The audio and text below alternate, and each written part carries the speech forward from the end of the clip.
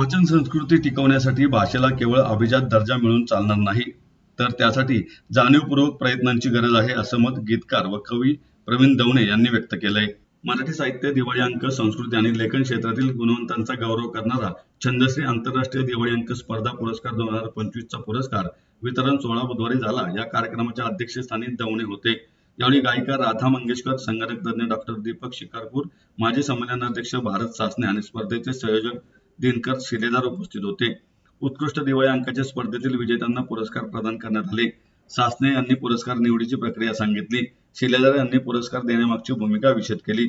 पुरस्काराचं हे 10वे वर्ष आहे. दवणे म्हणाले, अनुबंध टिकून ठेवायचे काम वाचन संस्कृती करत आहे.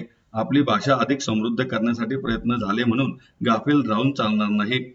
मंगेशकर म्हणाल्या, वाचन संस्कृती संपत चालली नाही, तर तीच संपली आहे. वाचण्यासाठी आज लोकांकडे वेळच नाही. रीलच्या जमान्यात आपल्यातील संयम कमी झाला असून पुस्तक वाचण्याची सवय राहिलेली नाही. वाचन केल्यावरच आपण चिकित्सा करू शकतो, असंही त्यांनी सांगितलं.